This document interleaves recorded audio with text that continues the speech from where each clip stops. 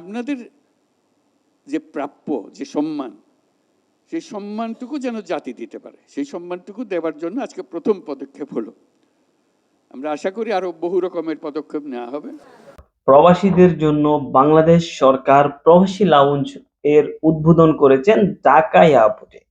Shahjalal international এয়ারপোর্টে তারা এই উদ্বোধনটি করেছেন এবং তারা বলেছেন আপনারা সেখানে রেস্ট করতে পারবেন এবং সেখানে ক্যাফেটেরিয়া রয়েছে এবং ক্যাফেটেরিয়া থেকে আপনারা ন্যূনতম দামে খাবার খেতে পারবেন, যা পানীয় ড্রিঙ্ক সবগুলো আপনারা সেখানে পাবেন।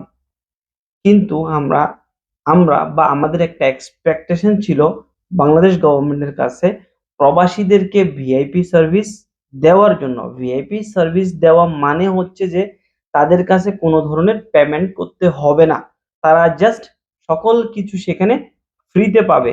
যে লোহার চেয়ারগুলো আছে সেগুলো আপনি ভিআইপি বলতে পারেন না, সেগুলো আপনি যখন বাহিরের দেশে যান বা একটা উন্নত দেশে যান সেগুলো লেওয়ার ক্যাটাগরির চেয়ারই আপনি বলতে পারেন। আপনার ভিআইপি যেটা বলে, ভিআইপি চেয়ার বলে যেটা, সেটা শুড বি সোফা, আরামদায়ক চেয়ার হতে হবে, সেরকম কিছু হতে হবে।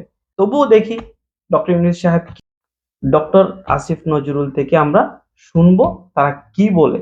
আমরা তাদের কাছে আরো অনেক কিছু চাই, আমাদের অনেক এক্সপেকটেশন আছে তাদের কাছে, কারণ আমরা দেশকে রেমিটেন্স পাঠিয়ে দেশকে সমৃদ্ধিশীল আমরা করছি এবং তাদেরকেও অবশ্যই আমাদের উপর খেয়াল রাখতে হবে, আমাদের দিকে তাকাতে হবে, আমাদেরকে বিভিন্ন ফ্যাসিলিটি দিতে হবে। শুনি, চলেন। অথচ টাকা যেটা রোজগার করছে এটা বাংলাদেশের জন্য রোজগার করতেছে, বাংলাদেশে আসতেছে এই টাকা।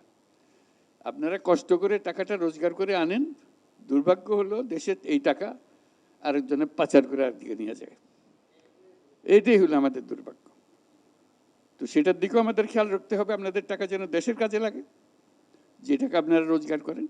এটা যে আপনারা দেখছেন এটা কিন্তু শেষ না, আমরা আরও উন্নত করার চেষ্টা করব। আপনারা দেখেন ডিসপ্লে বোর্ড আছে, ওখানে টেলিভিশন আছে, আমরা এটাকে আরও উন্নত আরও কমফোর্টেবল করার ব্যবস্থা করব।